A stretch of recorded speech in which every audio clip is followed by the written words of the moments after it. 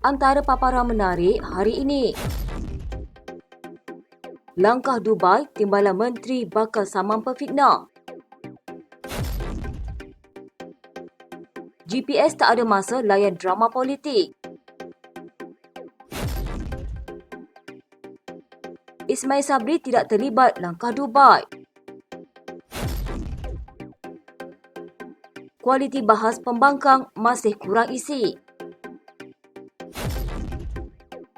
SPRM akan panggil bekas Perdana Menteri 2 pembantu. Nurul Izzah dicalonkan bakal cabar Anwar jawatan Presiden PKR.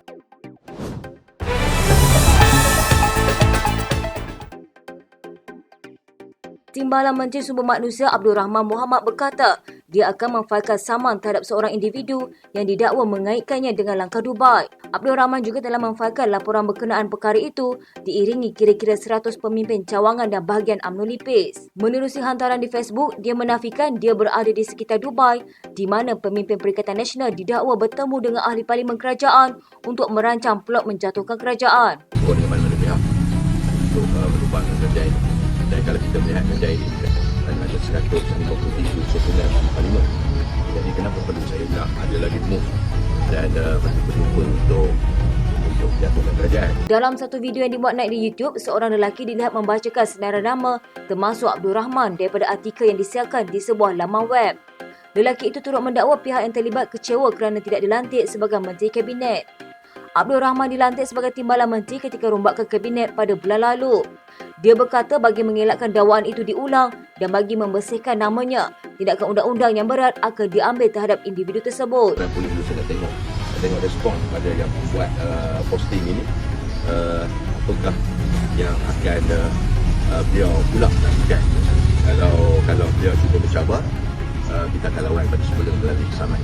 Dan taman saya adakan lawan badan sebelah lalu. Penilaian saya minta.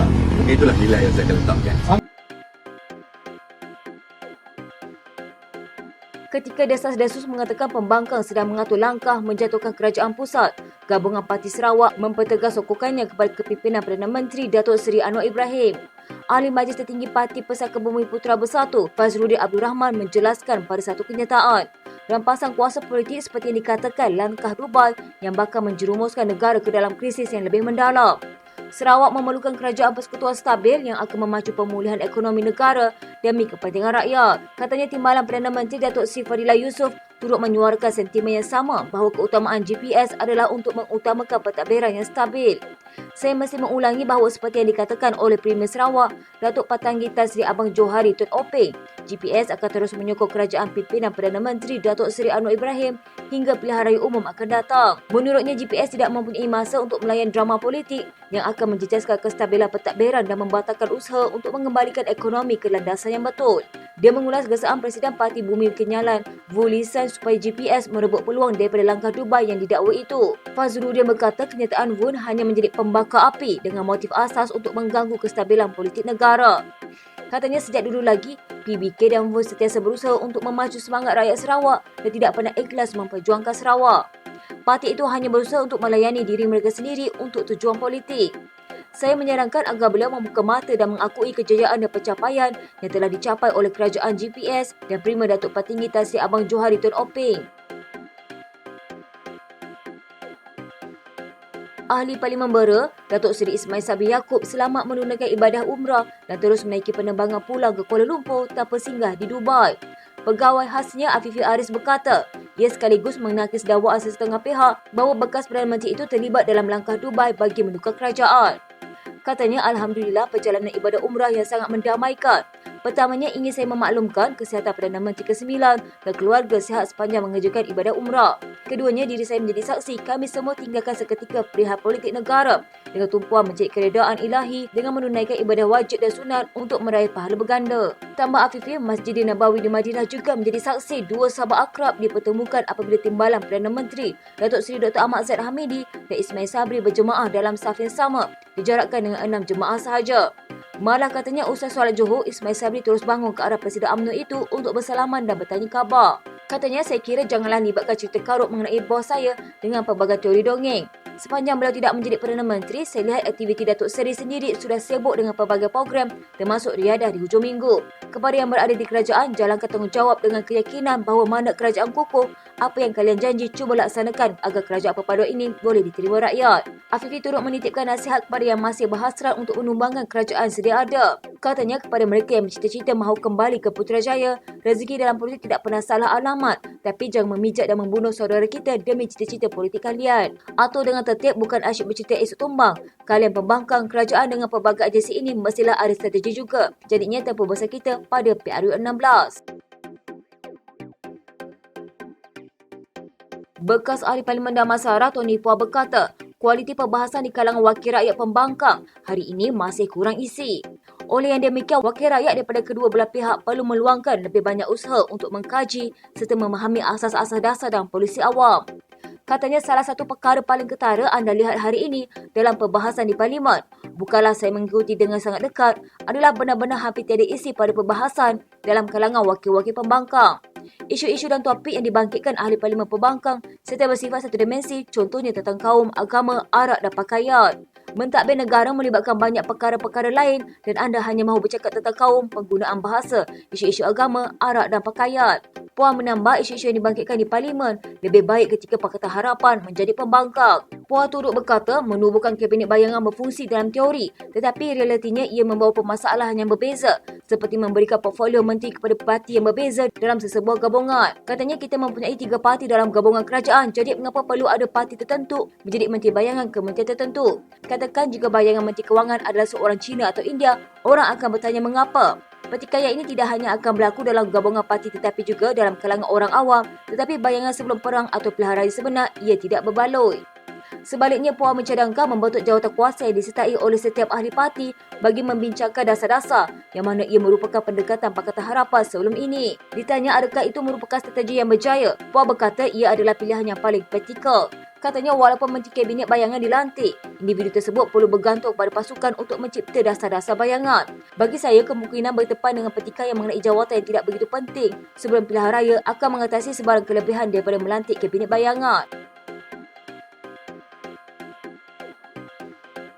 Suruhanjaya Pencegahan Rasuah Malaysia akan memanggil seorang bekas Perdana Menteri dan 2 pembantu dalam siasatan ke atas 3 kes berasingan dikaitkan dengan dakwaan penyelewengan dana. Sumber memberitahu 2 pembantu itu pernah berkhidmat untuk 2 Perdana Menteri. Satu siasatan akan memfokuskan kekayaan didakwa dikumpul isteri dan anak seorang bekas pegawai tertinggi, manakala siasatan kedua dikaitkan dengan sebuah syarikat petroleum dan ketiga berkaitan wang dibelanjakan untuk tujuan periklanan. Katanya 3 individu ini akan dipanggil dalam minggu ini. Terdahulu, media melaporkan seorang ahli parlimen dari sebuah negeri Pantai Timur dan orang kanannya mungkin dipanggil SPRM bagi membantu siasatan di bawah Akta Pencegahan Pengubahan Wang Haram, Pencegahan Pembiayaan Keganasan dan Hasil daripada Aktiviti Haram 2001 serta Akta SPRM 2009. Media itu turut melaporkan seorang daripada individu itu didakwa memberikan projek membabitkan dana awam kepada individu tertentu ketika beliau memimpin negara. Siasatan ke atas 3 individu itu menyusul siasatan SPRM terhadap bekas Menteri Kewangan Daim Zainuddin. Daim sedang disiasat atas dakwaan rasuah dan pengubahan wang serta menarik ilham 60 tingkat di Kuala Lumpur yang dilaporkan dimiliki beliau dan keluarganya sudah disita berhubung siasatan itu. Daim menafikan sebarang salah laku atau rasuah dan membidas Perdana Menteri Datuk Seri Anwar Ibrahim serta SPRM menyiasat dirinya dari keluarga.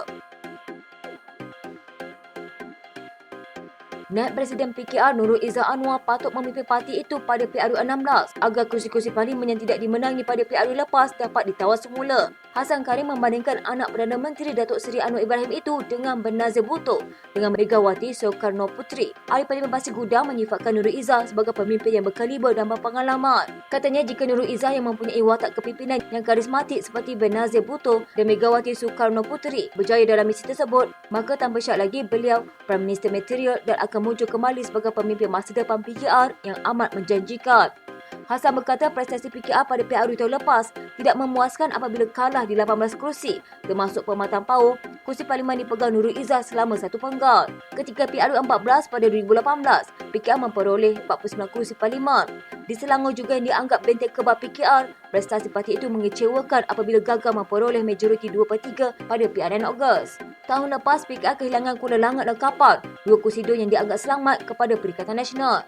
Hassan berkata berdasarkan prestasi PKR pada pilihan raya beberapa tahun kebelakangan ini, parti itu perlu membuat persiapan awal untuk bangkit semula pada PRU akan datang. Katanya jika PKR tidak bersedia dengan strategi ampuh untuk memenangi PRU 16, ada kemungkinan kerusi PKR akan hilang 50% dan PKR mungkin akan hanya memiliki sekitar 15 kerusi parlimen sahaja, mungkin termasuk Parlimen Tambun dipegang Anwar Ibrahim. Jika senario seperti itu, PKR hanya mempunyai 15 kursi parlimen sahaja benar-benar berlaku, maka ketika itu adakah parti-parti politik lain masih sudi untuk memilih Anwar Ibrahim menjadi Perdana Menteri bagi penggal kedua? Beliau turut menggesa timbalan Presiden PKR Rafizi Ramli dan seorang lagi naib Presiden Nik Nazmini Ahmad untuk berani mengambil cabaran dan risiko untuk bertanding di negeri asal masing-masing iaitu Terengganu dan Kelantan. Sekian berita terkini di TV pada hari ini. Jangan lupa follow Facebook dan YouTube Deadline TV. Dapatkan info terkini di Facebook serta YouTube di TV.